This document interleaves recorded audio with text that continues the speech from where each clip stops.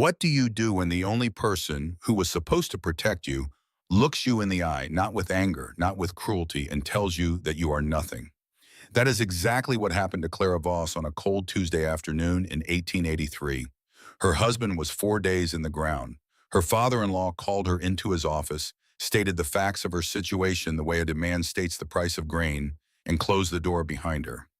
She walked out with a burlap sack, a wool shawl, and 5 silver coins. What she did next changed the entire town. She bought the worst piece of property in the county, a collapsed cabin that the sheriff said no one could survive a week in, and she rebuilt it with her bare hands. Alone and is in the middle of winter, before the worst blizzard in a generation. And when that blizzard came and the town's buildings collapsed one by one, there was only one structure still standing, one fire still burning, one door still open. Hers. This is the story of what happens when a woman who has been told she has nothing discovers that she has in fact everything she needs. Before we begin, if you're new here, hit subscribe and the notification bell. We tell stories like this every week. Stories about people who rebuild from ruins, who find their identity in the hardest possible circumstances, who discover that belonging is something you build, not something you are given. Now, let's tell you about the woman they called the Keeper of the Ridge. You bring nothing to the table. She had $5, a broken cabin, and proved them all wrong. The cold didn't just bite that afternoon. It owned the air. It was the kind of cold that pressed against a person's chest like an invisible hand, not violent, not dramatic, just relentlessly present. Like a creditor who had come to collect and was in no particular hurry because he knew with absolute certainty that you had nowhere to run. Clara Voss stood on the frozen mud of Harrow Creek's main street and listened to the sound of oak doors clicking shut behind her. That sound, she would carry it for the rest of her life. It wasn't loud. It wasn't a slam. Elias Drummond was not a man given to theatrical gestures. He was a man of the frontier, economical, with words, with warmth, with mercy. The doors of his general store had simply swung closed with a soft, final click, the way a book closes when the last page has been turned and there is nothing left to read. She did not look back. The street around her was emptying in the late afternoon light. The sky had gone the color of a bruise, that deep, awful purple that comes just before the darkness takes hold completely. Silhouettes moved behind glass windows. A horse stamped at the hitching post outside the barber shop. Somewhere down the road, a child was calling for supper. Clara clutched the burlap sack against her side and kept walking. Inside the sack, 2 dresses. A sewing kit, a wool shawl the color of winter wheat, a small iron skillet that had belonged to her mother. These were the things she had been allowed to take. These were the things Elias Drummond had determined constituted her fair share of a life that had, until 4 days ago, included a husband, a home, and whatever fragile belonging a woman could claim in a place like Harrow Creek. The land stays with the bloodline Clara. He hadn't shouted it. That was the thing that stayed with her. He had simply stated it the way he stated the price of flour or the weight of a bushel of grain as a fact of the physical world, immovable and indifferent. You're a good woman, but you aren't blood. And with my son gone, there's no place for a widow who brings nothing to the table. She had not wept. She had not argued. She had picked up her sack and she had walked out the door, and the cold had received her like a verdict. Now she walked toward the edge of town where the buildings grew smaller and the shadows lengthened and the frozen ground crunched softly under her boots with every step. She had no plan. That was the honest truth of it. For 8 years she had been someone's wife, in someone's house, in someone else's story, and now she had stepped out of that story and into the cold air of her own life, and she did not yet know what shape that life would take. Her hand moved without thinking to the hidden pocket stitched inside the waist of her petticoat. Her fingers found the cold ridges of 5 silver coins. She had been saving them for 2 years. They were the coins she had earned mending shirts for the widow Harker, for the school teacher's family on the east side of town, for anyone who had work that needed doing and didn't mind that a married woman was doing it. She had hidden the coins because some part of her, some quiet, watchful part, that had been listening to the sound of doors closing for 8 years, had always known that one day she would need them. She had hoped they would buy her a new life. She did not yet know how literally that hope would prove true. She stopped in front of the sheriff's office because of the paper. It was tacked to the rough-hewn post beside the door, A yellowed rectangle curled at the edges where the rain had gotten to it, spotted with age. A tax deed. The official language was faded but readable. A description of a small plot of land 3 miles north along the creek occupied by a cabin deemed unfit for habitation, offered at a symbolic price of $5 to clear the county's books. $5. Clara read the paper twice. Then she pushed open the door of the sheriff's office. Sheriff Dale Ingram was a lean man in his 50s, with the wariness of someone who had witnessed more human sorrow than any one person ought to accumulate. He looked up from his desk when she entered, and she watched his face make a small, involuntary journey. Recognition. Then the particular arrangement of features that men wore when they had already heard what happened and did not know what to say about it. "Clara," he said, "the paper on your post," she said, "is it still available?" He looked at her for a long moment. Outside, the wind moved through the street with a low, purposeful sound. "That place is a ruin." His voice was not unkind. "The roof's half gone. Chimney's a pile of rubble. With winter coming on like it is it available?" she said again. He let out a long breath that turned to mist in the cold air coming through the gaps in the wall. He looked at her, at the sack, at the set of her jaw, at the 5 coins she placed on the edge of his desk with a sound like a small, quiet declaration. He picked up the coins. He signed the deed. He handed it to her, and his eyes lingered on her face with a flicker of something she recognized as pity and chose to ignore. "Good luck, Clara," he said. "You're going to need it." She folded the deed and placed it in her hidden pocket next to the empty space where the coins had been. Then she walked north. The walk to the northern creek took nearly 2 hours. The last of the light failed before she was halfway there, and she walked the remainder of the distance by the thin illumination of a moon that looked that night like a sliver of bone in a dark sky. The temperature dropped with the darkness.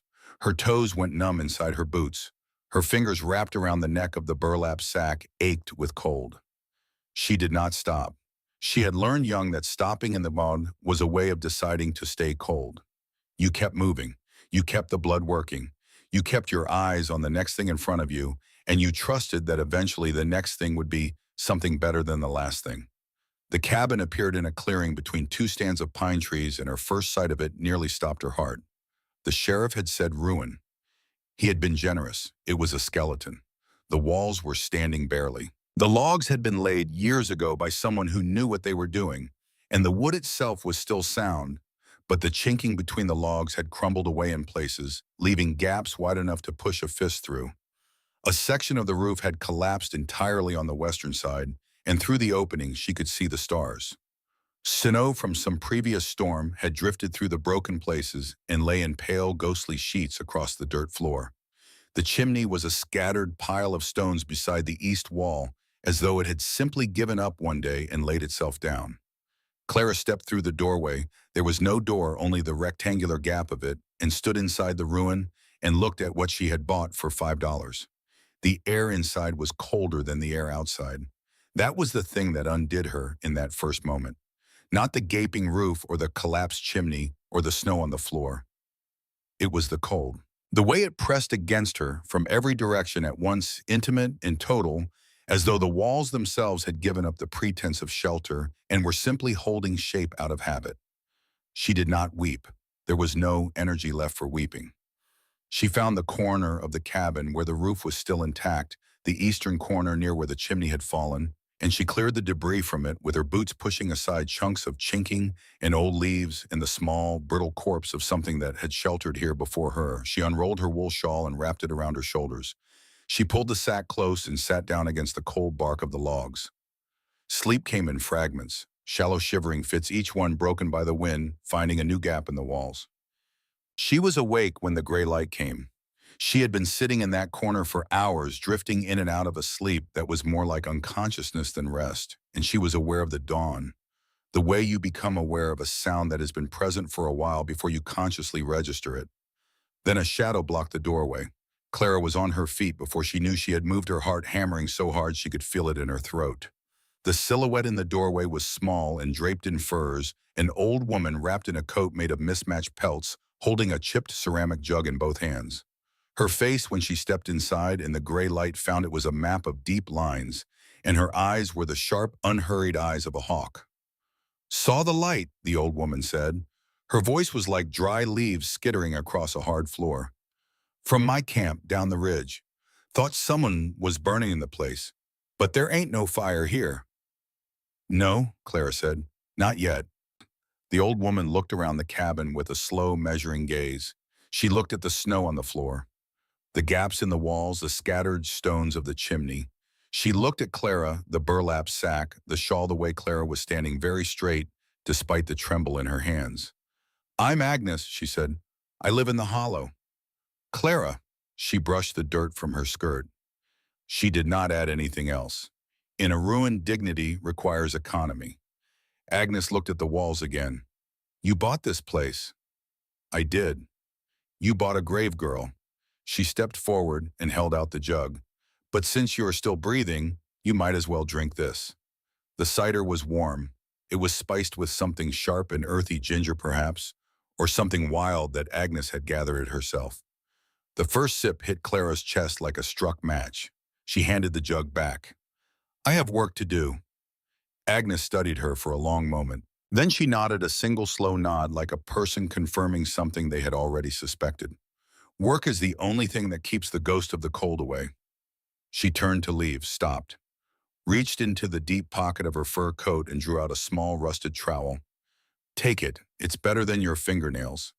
She walked out into the morning mist without another word. Clara looked at the trowel in her hand. The rust was old and even the kind that came from years of outdoor living, not from neglect. Someone had used this tool. Someone had worked with it. Thank you, she said to the empty air. The words felt strange in her mouth, heavy, like something she hadn't said in a long time. The creek was 300 yards down the slope from the cabin, threading through ice-edged banks between stands of willow and alder. The clay was there just as Agnes had described, frozen at the surface, but dig down through the ice crust, and you found the wet gray mass of it, heavy and cold and blessedly workable. Clara dug. She dug with the trowel and with her bare hands when the trowel wasn't enough. She hauled the clay up the slope in her iron skillet. She would wash it later, she told herself, though she wasn't entirely sure she believed it, and she mixed it with dead grass. She gathered from the clearing, working it between her palms until it was the consistency of stiff dough. Then she pressed it into the gaps between the logs, working her way along each wall, in turn pressing the mortar in deep with her thumbs until her fingerprints were gray with it and she could no longer feel the tips of her fingers. She worked for 3 days without stopping, except to sleep and to drink cold water from the creek. Her muscles screamed, the skin on her hands cracked and bled. Each morning she woke up stiffer than the morning before, and each morning she stood up and went back to the creek and dug more clay. She didn't think about Elias Drummond. She didn't think about the house she had lived in for 8 years. She didn't think about her husband's hands, or his voice, or the way he had looked at her in the early years before the looking changed. She thought about clay. She thought about the gap in front of her, and the trowel in her hand, and the next inch of wall that needed sealing. Every inch she sealed was a victory. It was on the third day working through a drift of old debris in the eastern corner that she found the map. She almost missed it. It was rolled into a tight cylinder and tucked into the space between 2 logs where the chinking had fallen away completely, protected somehow from the worst of the moisture by the curl of the log above it. She pulled it free, and the paper crinkled in her hands with the particular brittleness of something that had survived a long time in difficult circumstances. She unrolled it carefully. It was a surveying map, hand-drawn in fine ink, the topographic lines precise and neat. It showed the creek valley in detail, the northern fork, the ridge above it, the timber stands, and the rock formations. In the bottom right corner, small but unmistakably deliberate, was a signature. C. Voss, 1876. Clara sat very still for a long moment. The cold pressed against her from every direction. C. Voss, her maiden name. She had been Clara Voss before she was Clara Drummond, and she had been an assistant surveyor for the Northern Pacific Land Office before she was anyone's wife. She had spent 2 years walking these hills with a transit and a field book reading the land the way other women read letters. She had drawn dozens of maps. She had stopped drawing them in the autumn of 1878 when she married Robert Drummond, and Robert told her gently but without ambiguity that a wife of his did not need to be tramping through the wilderness with a crew of men. She had agreed because she was 22 years old, and she thought she loved him, and she thought his way of seeing the world was the right way. She had not drawn a map since, But this specific map of this specific valley, she remembered drawing. She remembered the afternoon, late October, the aspens, already stripped bare, the creek running clear and cold over the stones. She remembered making a small notation in the northern margin about a clay deposit above the second bend.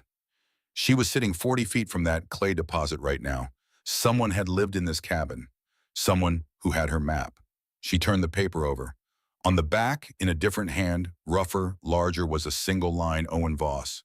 Winter quarters, 1879. Owen Voss. She had a cousin named Owen. She had lost track of him years ago before the marriage. He had gone west ahead of her. She remembered that. Her father had mentioned it once or twice and then not mentioned it again. Owen Voss had lived in this cabin. Owen Voss had been dead for years from the look of the place. Clara sat with that knowledge for a long moment. Then she rolled the map carefully and tucked it inside her dress against her skin where it would stay dry, and she went back to work. She would think about what it meant later. Right now, there was a wall to seal. On the fourth day, a man came to the clearing. Clara heard him before she saw him. The deliberate crunch of boots on frost, the sound of someone making no effort to move quietly. She straightened from the wall she was working on and turned to find a large man standing at the edge of the clearing, watching her. He was broad through the shoulders and unhurried in his movements, the kind of man who had done hard physical work for so long that stillness itself looked like strength on him. He was carrying a heavy leather roll of tools. His coat was worn at the elbows. His face was weathered and serious with the particular quality of a man who had reached an accommodation with the world that didn't require much talking. She recognized him. Caleb Hart, the blacksmith. She had seen him at the forge on the south end of Harrow Creek, and she had seen him at church when he came, which was not every Sunday. She did not know him well. Nobody in Harrow Creek seemed to know Caleb Hart well. He had arrived 2 years ago from somewhere east and set up his forge and done good work and kept his distance. He looked at the walls she had repaired. He looked at her, the clay-gray hands, the cracked lips, the absolute refusal in her posture.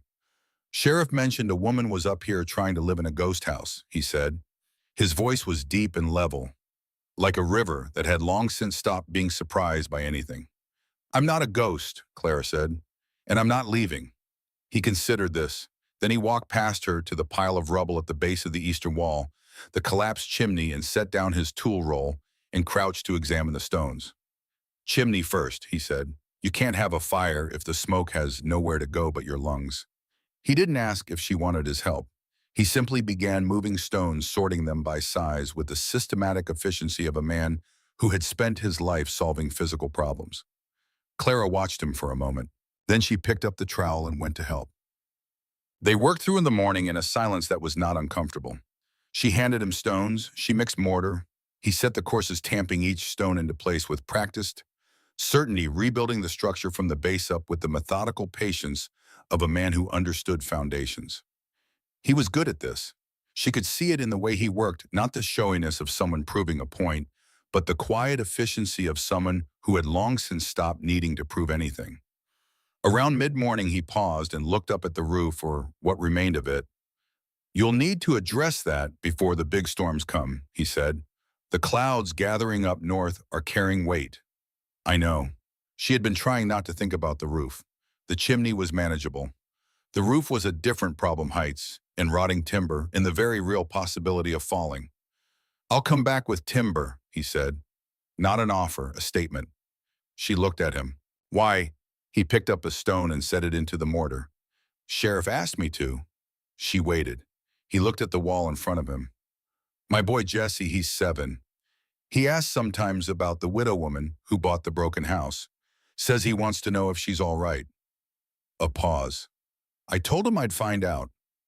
It was such a quiet thing to say, such a specific, small thing. Clara felt something loosen in her chest that had been clenched tight since the sound of those oak doors. Tell him I'm all right, she said. I'll tell him you're working on it, Caleb said. By late afternoon, a solid, if modest hearth stood where the rubble had been. Caleb stepped back and wiped his hands on a rag.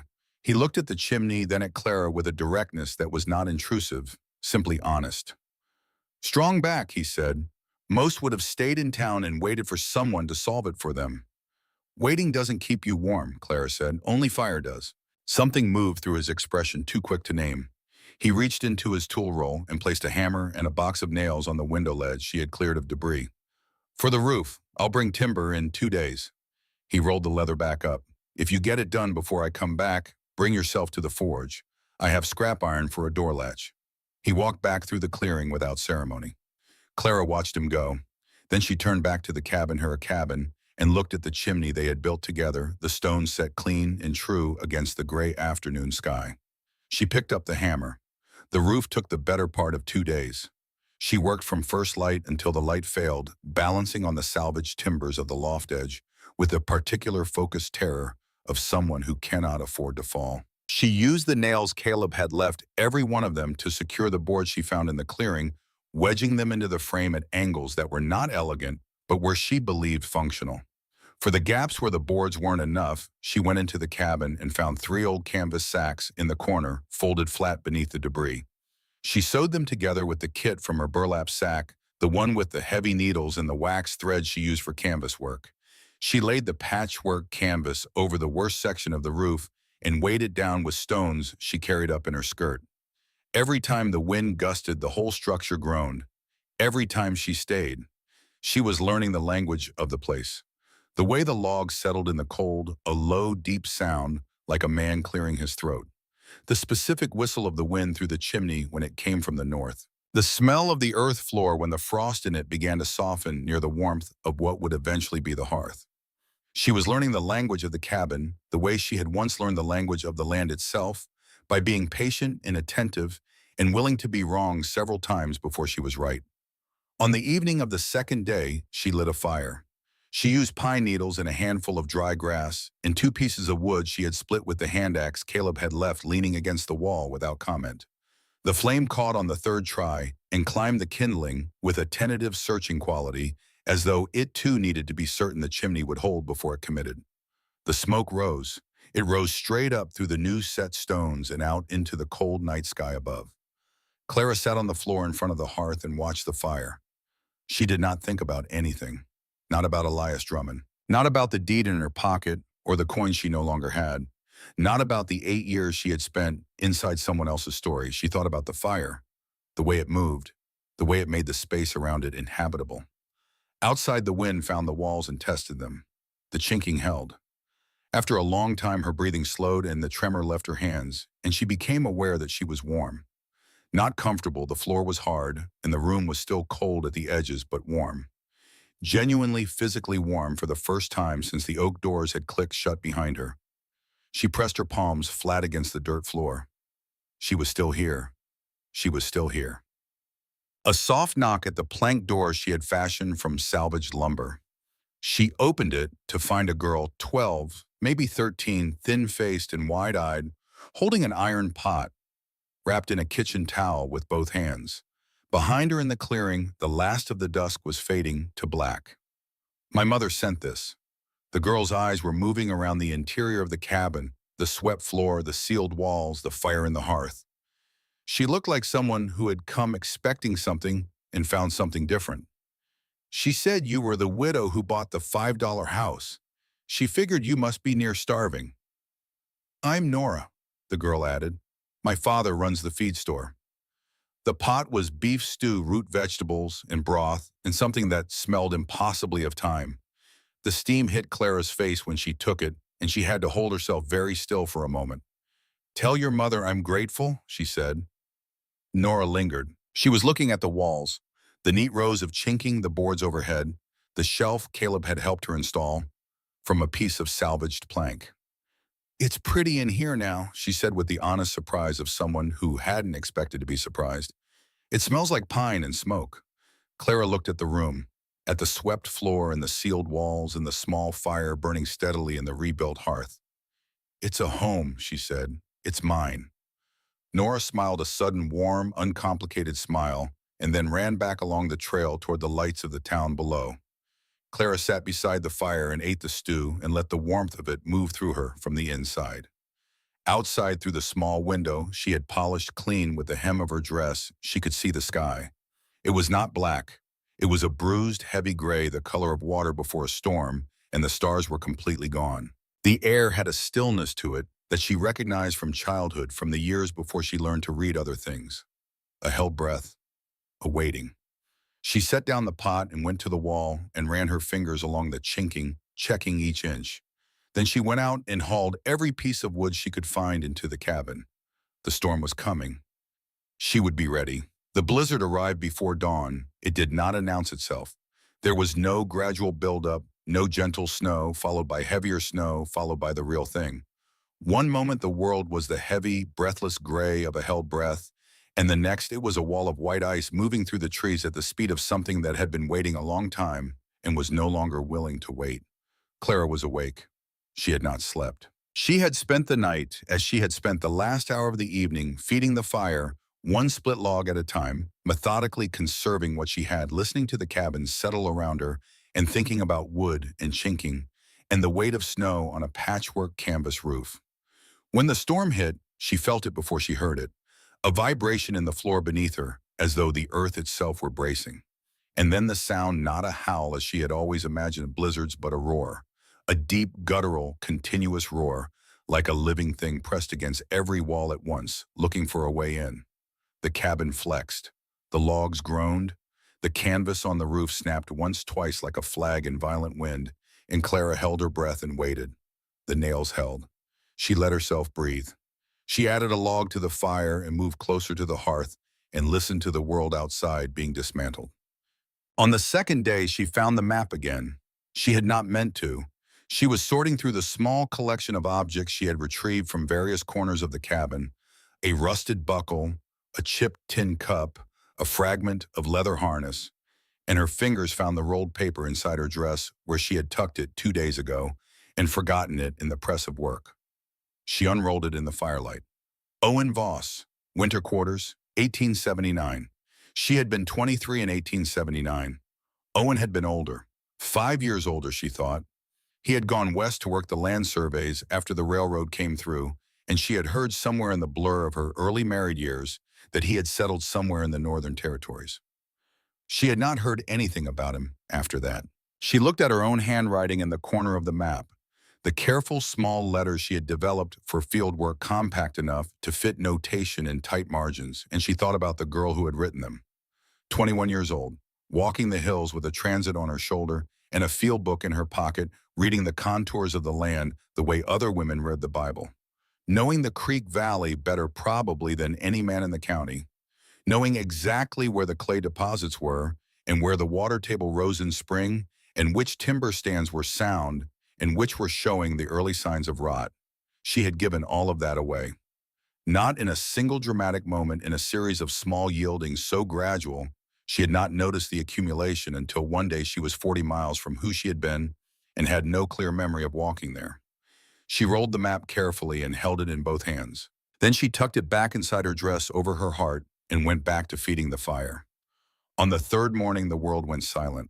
The silence after a great storm is unlike ordinary silence. It is full thick with the weight of all the sound that has been used up. Clara became aware of it gradually, the way you become aware of a pain that has stopped. One moment the roar was present, and the next it simply wasn't, and the absence of it was so complete that she sat perfectly still for several minutes, not trusting it. Then she pushed against the plank door. It didn't move. She pushed harder. Still nothing. The snow had drifted against it in the night. She could see a thin white line at the base of the door where the cold seeped through. She took the iron skillet and used the handle to chip away at the bottom of the door frame. She pushed again. An inch. 2 inches. She worked the gap wider with the skillet, scooping packed snow away from the base. And eventually the door swung open into a wall of white that reached her waist. She dug her way out. It took the better part of an hour, scooping snow by armfuls, packing it to the sides, carving a channel through the drift, until she emerged into the open air and the blinding white of a world that had been completely remade. The sun was out. It always came out after a storm like that, as though the sky were offering compensation for what it had taken. The light off the snow was so intense, it brought tears to her eyes. She stood on the ridge and looked. The forest around her was broken. Trees had fallen everywhere. Massive pines with their root balls exposed their bark pale and raw against the snow. The creek was invisible beneath 10 feet of powder. Down the slope where the trail wound toward town, the way was impassable. and Harrow Creek itself. Even from this distance, half a mile, maybe more, she could see the damage. Roof lines that she remembered as being level were now angled wrong or missing entirely. A thin column of smoke rose from somewhere near the center of town, but the smoke was wrong, too dark, too thick, the smoke of burning materials rather than a controlled fire. She was looking at this, working out what it meant when she heard voices. They were coming from below. Coming up the slope following the rough line of the trail, even though the trail itself was buried. She could hear them before she could see them, men's voices ragged with cold and effort calling back and forth. The first figure that came into sight was the sheriff. He was wearing two coats and his face was the gray-white of a man who had been cold for a long time. Behind him came Caleb Hart, and behind Caleb came two other men she recognized from the hardware store. And behind them, slower than the rest, picking his way through the snow with the careful dignity of a man who was not accustomed to struggling. Elias Drummond. Elias looked 10 years older than he had 4 days ago. His fine wool coat was stained with soot. His hat was gone. There was a cut above his eyebrow that had dried to a dark line. He was walking with one hand pressed against his ribs, and he did not look up from the ground in front of him as he walked. In every line of his body was a portrait of a man who had been reduced. Clara looked at him for a long moment. Then she looked at the thin trail of smoke rising from her chimney built stone by stone with Caleb's hands and her mortar, and felt something settle in her breast that was not quite satisfaction and not quite sorrow, but lived in the territory between them. Town hall roof gave in. Ingram's voice was raw. 2 other buildings went with it. The store is gone, Clara. We've got children and old folks with nowhere to go, and the temperature's dropping again tonight. She looked at her cabin, at the patchwork roof and the tight-set chinking, and the door she had fashioned from scrap lumber. At the thin, defiant line of smoke rising into the clean blue sky. She stepped back from the doorway. She opened the door wide. The warmth spilled out into the frozen world like something living. "Bring them in," she said. Her voice was steady. "There's room at my fire." 12 people in a one-room cabin. For 3 days, that is what the cabin held. Children, 4 of them ranging from Nora's age down to a boy of 3, who had been pulled from a collapsed boarding house room and brought up the ridge wrapped in a horse blanket. 2 elderly women from the east side of town who had nowhere else to go. The feed store owner and his wife, 2 young men from the tannery, the sheriff, and Caleb, and Elias. Clara moved through all of them like a river moving through a landscape it has carved itself. She knew every inch of the space. She knew where the floor was warmest and where the draft came through despite the chinking, and which corners stayed driest, and how many logs she could burn per hour to keep the temperature livable without burning through her entire supply before the paths were cleared. She rationed the grain. She had stored 12 pounds of cornmeal and 4 of oats, boiling it into thin porridge with creek water she melted from snow in the skillet. She portioned it by need: children first, then the elderly, then the rest. Nobody complained. In a crisis, people are often better than they are otherwise, and these people were frightened enough to be better. Jesse was there. Caleb had gone back for him on the second day, a 4-mile round trip through waist-deep snow that he made without telling anyone, and returned from without comment, the boy wrapped against his chest under his coat, Jesse's small dark eyes wide and calm above the edge of the collar. Jesse said very little. He was a watchful child, the kind who processed the world through observation rather than speech. He found a corner near the hearth that was, by some combination of the cabin's geometry and the fire's particular warmth, reliably the coziest spot in the room. He sat there with his knees drawn up and watched Clara work. On the second evening, as she was ladling porridge by firelight, she felt his gaze and looked up. "You keep the fire," Jesse said. It was not a question. "I do," she said. "My pa says fire is the most important thing." "Your father is right." He considered this with the gravity of a 7-year-old weighing important information. "Are you going to keep it forever, even when there's nobody to keep it for?" She looked at the boy, at his serious small face, his father's eyes in a smaller, newer version. "I'll keep it as long as it needs keeping," she said. He nodded and went back to watching. It was Agnes Bly who told her about Owen. Agnes had come down from the hollow on the second day of the aftermath, when the paths had cleared enough to walk, carrying a sack of dried venison on her back and a bag of dried beans. She moved through the crowded cabin with the unhurried certainty of a woman who had been in difficult places before and did not find them troubling.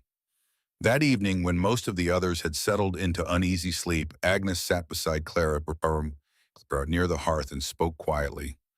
"Before you came," Agnes said, "there was a man in this cabin." Clara looked at her.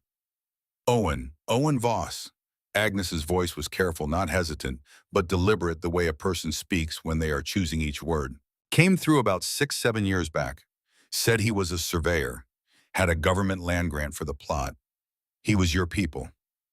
"A cousin," Clara said. "I hadn't seen him since before I married." Agnes nodded. "He wintered here 2 seasons. Built the chimney. Sealed the walls, not as well as you've done, but he tried. Third winter, he took sick in November." She looked at the fire.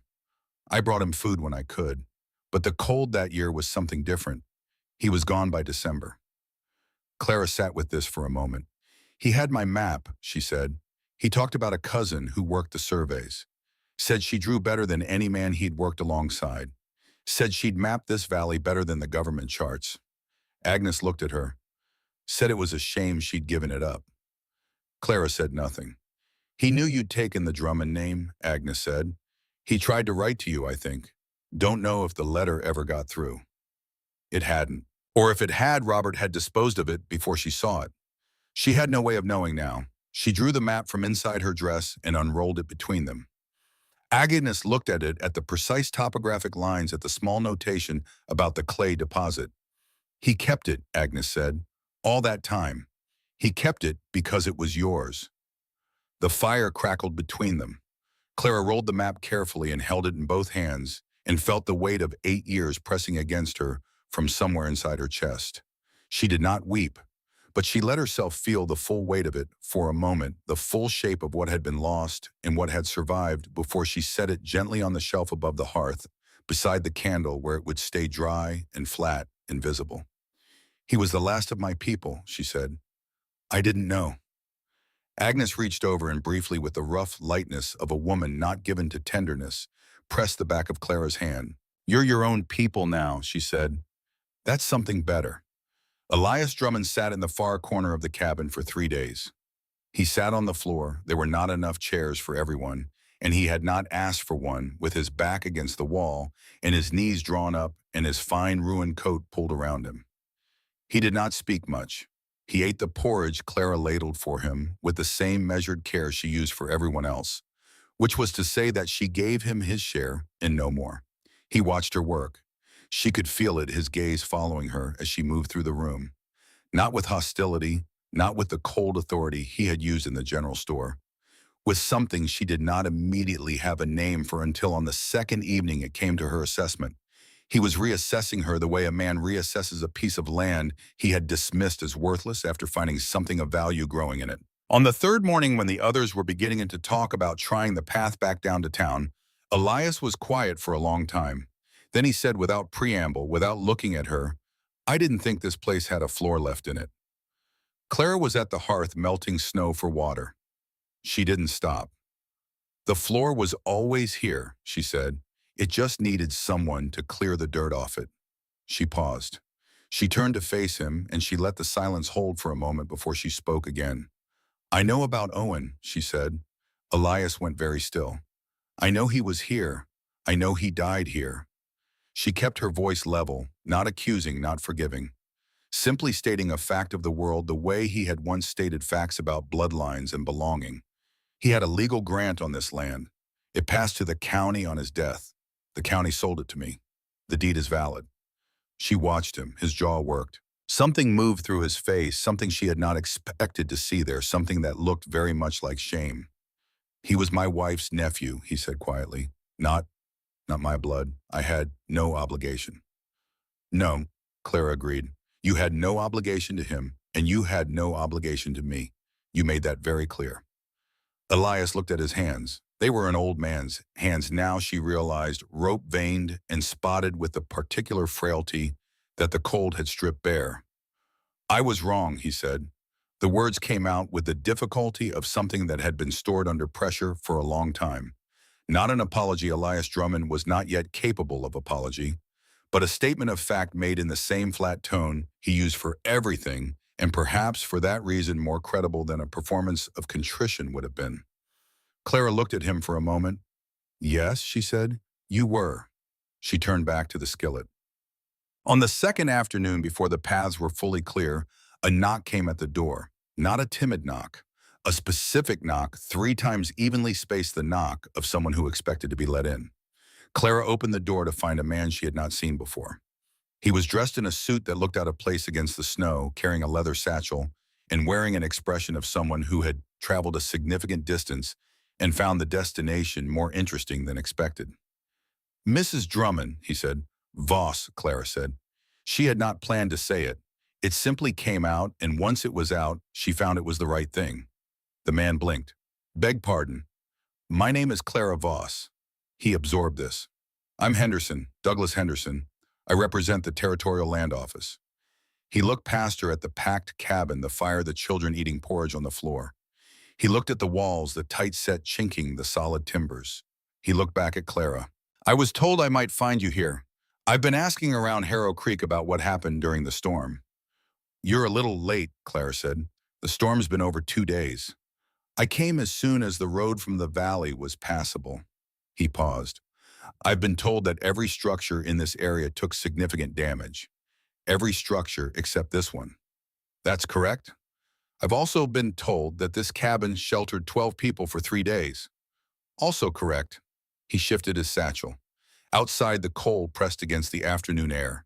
Behind her, she could feel the warmth of the cabin, her hearth, her walls, her floor. Miss Voss, Henderson said.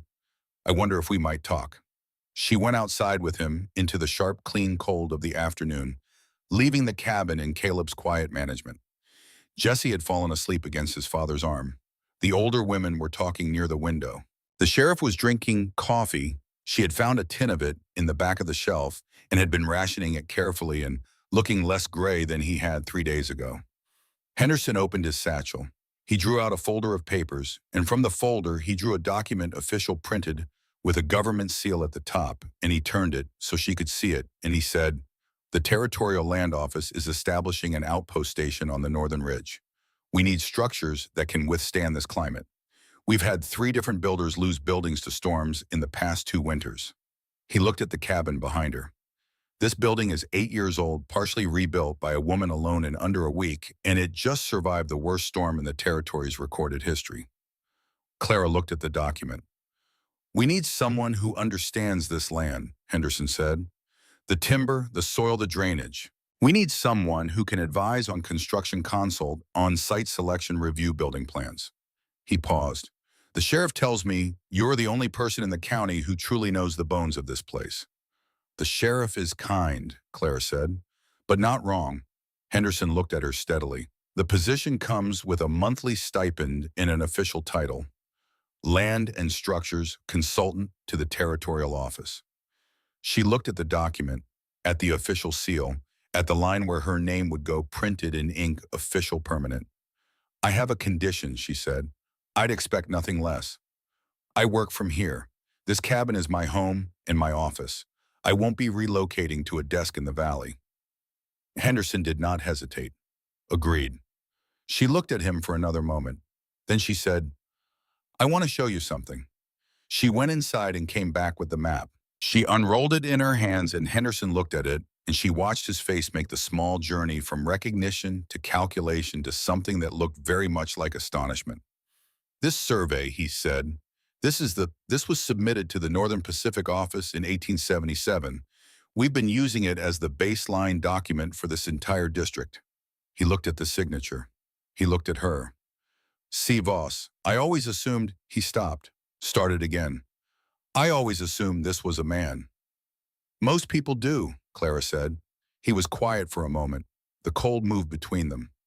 Miss Voss, he said, I owe you a considerable debt that the Territorial Land Office wasn't aware it had incurred. He looked at the map again, at the notation in the northern margin, at the precise lines of the creek valley. This document has been foundational to development planning in this district for almost a decade. I know, she said. I drew it. She said it simply without performance. Not with bitterness, not with triumph. Simply as a statement of fact, the way Elias Drummond stated facts. Henderson looked at her for a long moment. Then he extended his hand. She shook it. The town came back to itself slowly the way things do after a great disruption. Not all at once, not cleanly, but in stages like a person waking from a long sleep who reaches consciousness incrementally one sense at a time. First, the paths were cleared. The men who had been sheltering in Clara's cabin went back down the ridge when the snow had compacted enough to walk on, moving in a loose file through the white silence of the forest. The children were bundled into whatever wrappings were available. The elderly women were helped along with careful attention. Elias Drummond walked near the back of the group, not speaking. At the door before they left, he turned and looked at the cabin one final time. At the walls, the roof, the tight seams where the chinking met the logs. At the chimney, they had rebuilt Caleb's hands and Clara's mortar, sending a steady thread of smoke into the cold blue sky. He did not say anything. He simply looked, and then he turned and walked with the others back toward what remained of Harrow Creek. Clara watched them go from the doorway. When they were gone, the clearing was very quiet. Caleb was the last to leave. He had stayed to help with the final round of breakfast, portioning out the last of the cornmeal, making sure the fire was properly banked and would last the morning. Jesse was already outside, making small experimental footprints in the cleared snow near the tree line, pleased with his own shadow. Caleb stood in the doorway with his coat buttoned and his tool roll over his shoulder and looked at Clara in the way he sometimes looked at the work he had done, not seeking praise but checking, as a craftsman checks that everything was what it should be. "You should come into town," he said. "Let people know you're going to be all right up here." "They know," Clara said. "Let them see it then." His voice was quiet. "There's a difference." She looked at him, at the specific stillness he carried, the stillness of a man who had learned to live with grief the way you learn to live with an old injury, accounting for it automatically, never entirely forgetting it was there. "Jesse called me the keeper of the fire," she said. "I know, he told me." A pause. "He doesn't give names to many people." Clara looked at the boy in the clearing, making his footprints. She looked back at Caleb. "I'll come into town this week," she said. He nodded. He stepped out into the morning. At the edge of the clearing, he stopped and reached down and picked up something from the snow, a flat gray stone, heavy and smooth, and set it on the top step of the porch she had built, as though placing a marker. Then he walked down the slope with Jesse, and the trees took them. Clara looked at the stone for a long time. Then she went inside and built up the fire. February was the hardest month, not because of the cold. The cold she had managed, had made a kind of accommodation with, but because of the particular quality of February on a ridge in the Northern Territories, the way the days were still short, the light still thin and provisional, the warmth still something that had to be worked for and maintained rather than something that simply existed. She worked through it. The first steady income of her life came at the end of the month, a bank draft from the Territorial Land Office, her stipend as consultant. She held the draft for a long time before she walked down to the valley to cash it. With the money, she did not buy what people might have expected. She bought tools, a proper adze, a block plane, a good crosscut saw with a set that hadn't been blunted by years of hard use. She bought a box of square head nails and 3 coils of wire rope and a measuring rod calibrated in the government standard. She bought a new field book, the kind with oilcloth covers that surveyors used, and 2 good pencils and a bottle of drawing ink. Then she went to the forge. Caleb was at the anvil when she arrived, working on a wagon wheel rim, and Jesse was at the small workbench Caleb had built for him in the corner, banging a piece of flat iron with a light hammer, with the concentrated industry of a child doing important work. The forge was warm and smelled of metal and coal smoke, and the particular mineral sharpness of hot iron cooling in water. Caleb looked up when she came in. "I need a set of proper surveying stakes," she said. "Iron, 12 inches, sharpened to a point.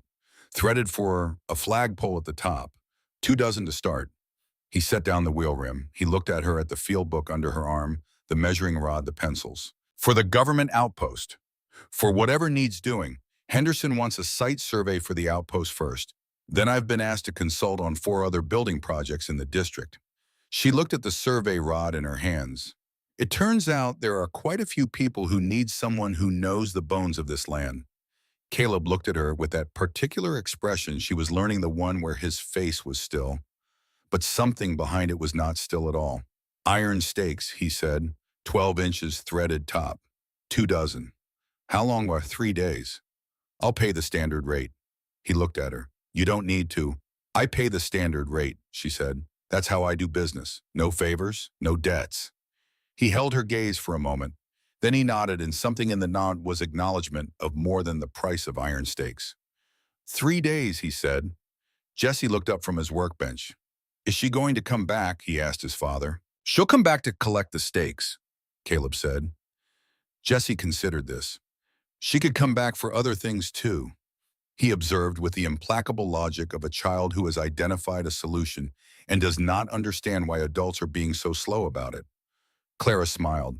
It was the kind of smile she had not used in a long time, a real one from somewhere deep and unhurried that moved through her face like light through clean glass. I'll come back for other things too, she said to Jesse. Spring came to the ridge in stages, the way spring always comes, tentatively. At first, a little warmth in the afternoon, a little less ice on the creek bank, and then one day you notice that the light is different, and the air is different, and something has permanently changed while you weren't watching. The wildflowers came up through the thinning snow at the edges of the clearing. Nora's mother sent a packet of vegetable seeds with a note saying she thought Clara might want a garden. Clara did want a garden. She built a fence for it herself. Split rails and corner posts set in the thawing ground with the methodical care she brought to everything she built now. She worked on it in the late afternoons after the surveying was done, when the light was long and golden, and the air still had the bite of winter at its edges, but the earth underfoot had begun to give. People came to the ridge, not in the way they had come during the storm, not out of desperate need, but in the way people come to a place that has become by some combination of competence and constancy a place they trust. The feed store owner came to ask her to look at the foundation of his rebuilt warehouse. Two young brothers from the east side of town came asking if she would teach them how to read soil composition. Henderson came every 2 weeks with new project files and went away with annotated maps and site recommendations. Agnes came when she came and went when she went, and never explained either. Clara had expanded the cabin by then. She had added a wide covered porch on the south side and a second room on the east that she used as a workshop, drafting table instrument storage, the wall of shelves where she kept her field books in chronological order. She had built most of it herself. For the timber work, she had hired the two brothers, and they had been good students. One morning in early April, she was at the drafting table when she heard hoofbeats in the clearing. She looked out the workshop window. Elias Drummond was dismounting at her fence. He looked better than he had in February.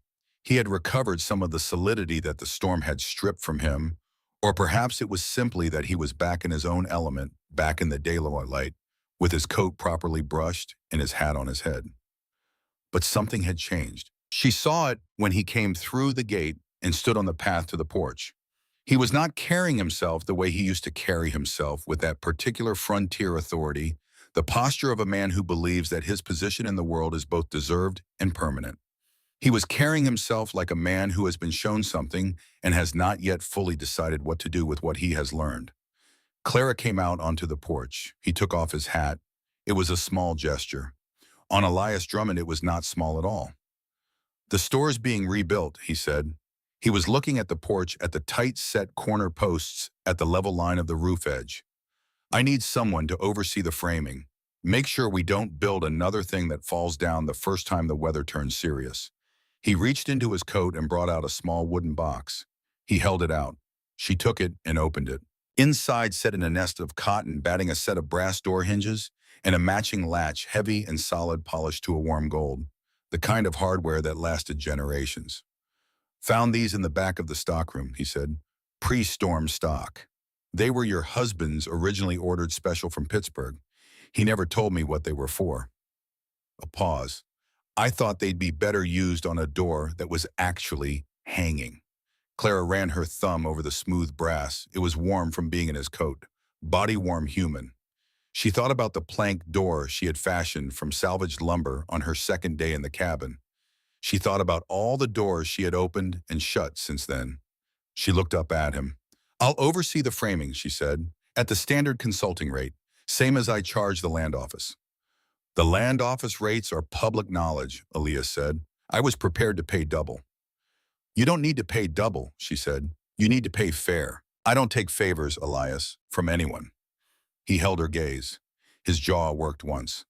Fair it is, he said. Well, She nodded. She looked at the hinges in the box. "These are good hardware," she said. "I'll put them on the workshop door." He put his hat back on. "The store framing starts in 2 weeks," he said, "if the weather holds." "I'll be there," she said. He walked back through the gate to his horse. At the gate, he paused. "I was wrong about what I said," he said. He did not turn around. "About the blood, about what you had and hadn't earned."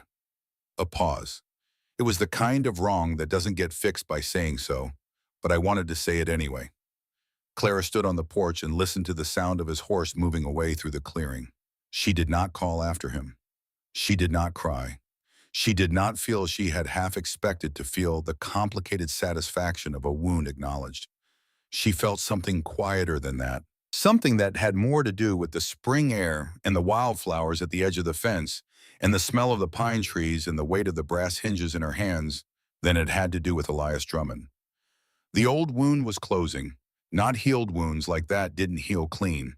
But the scar was forming, and scars were useful things. Scars were armor. Scars were proof. She went back inside and put the hinges on the workshop door. There was an evening in May that she returned to often in later years. She was on the roof, not fixing it this time.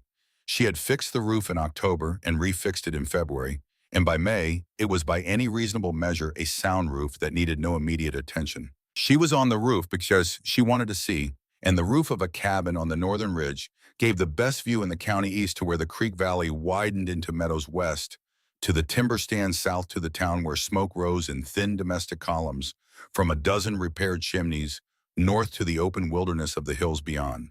She had her field book and a pencil. She was mapping the town, not an official survey, just in a personal document. The new buildings, the rebuilt ones, the angles of the streets as they had reformed around the damage. The new structures were different from the old ones, lower to the ground, with wider eave overhangs, the timber better seasoned, and the foundations deeper. The people who built them had learned something. She had taught some of them. Not all, but some. The two brothers, a family from the south side of town who had lost their barn. A young man who had come to her one morning and said simply that he wanted to learn how to build things that lasted, and who had spent the better part of 3 months sitting on her porch asking questions and listening to the answers with the focused attention of someone who intends to remember. She was making a notation about the angle of the creek bend when she heard footsteps on the porch below. She looked down. Caleb was standing at the foot of the ladder she had propped against the eave. He was looking up at her with an expression she recognized, now the one that was still on the surface and not still at all underneath. "Thought I'd bring this back," he said. He held up the flat gray stone he had placed on the porch step in February after the others had gone. She had left it where it was, had walked past it every day since without moving it. She had not been entirely sure what it meant, but she had been certain that moving it would be wrong. "I don't need it back," she said. He looked at the stone in his hand. "Jesse picked it," he said. "He said it was a marking stone for claiming a place." A pause, but his words. Clara sat very still on the ridge of the roof. "He's a perceptive child," she said. "He is." Caleb was quiet for a moment. The spring air moved between them, cool and clean, and carrying the smell of new growth from the meadow below. "He's been asking me things." "What kind of things?" "The kind of things a boy asks when he's decided something and wants confirmation." Caleb looked up at her. The light of the late afternoon was behind him, catching the edge of his face, and she could see the lines of him clearly, the deliberate stillness, the grief-shaped space he had learned to carry, the patience of a man who had decided some time ago that he would not rush toward anything and would not run from anything. "He wants to know if the keeper of the fire is going to keep it for us specifically." Clara set down her field book. She climbed down the ladder. She stood in front of him on the porch, and she looked at him, at his face, at his hands, at the stone he held in both of his, smooth and gray and warm from being held. "Tell Jesse," she said, "that the keeper of the fire keeps it for whoever needs it kept." Caleb looked at her. "That's not a no." "No," she agreed, "it isn't." He placed the stone back on the porch step where it had been since February. Then he stayed for supper. The map hung above the drafting table in the workshop, not the original which Clara kept rolled in an oilcloth sleeve in the locked drawer of the table, but a clean copy she had made herself in March. The lines redone in fresh ink, the topographic detail expanded with everything she had learned since October, about the way the land moved and settled and drained. In the bottom right corner, small and precise, was her signature, Clara Voss, 1883. When Henderson came for his biweekly consultation, he always paused at the workshop door and looked at it. He had never said anything about it. He didn't need to. The pause itself was enough. The original map was in the registry now, officially attributed, officially credited, with a note in the government archives about the correction to the previous record. Henderson had handled it personally. He had said it was the least the office could do, and she had said she appreciated the sentiment, and that had been the end of it, and it had been enough. She had told Agnes. Agnes had said good, and then she had gone back to drinking her cider. She had told no one else. It did not need telling. It was simply true the way the land's topography was true, existing regardless of whether anyone acknowledged it, impervious to the opinions of people who hadn't walked it. Osayam. On a Tuesday in late May, Clara walked to the edge of her property where the fence met the tree line and stood looking over the valley. The town was rebuilding. The new general store had walls. She could see them from the ridge, the pale, fresh timber bright against the older, weathered wood around it. She had been down there twice already to consult on the framing, walking the site with her measuring rod and her field book, pointing out where the foundation needed shoring and where the roof pitch needed adjustment to handle the snow load. Elias had been present both times. He had said nothing except what was necessary for the work. She had done the same. There was a certain economy in it that she found she could live with. She looked at the cabin behind her. She had been thinking about it differently lately, not as something she had saved, or something she had built, or something she had won, though it was all of those things, but as something more like a beginning. The beginning of something she couldn't yet name precisely, but could feel the shape of a life that was hers from the ground up, built with her own choices, bearing her own signature in every rafter and every course of chinking and every stone of the hearth. She thought about Owen. She thought about him often, not with grief exactly, but with a kind of quiet recognition. He had been here before her. He had kept her map.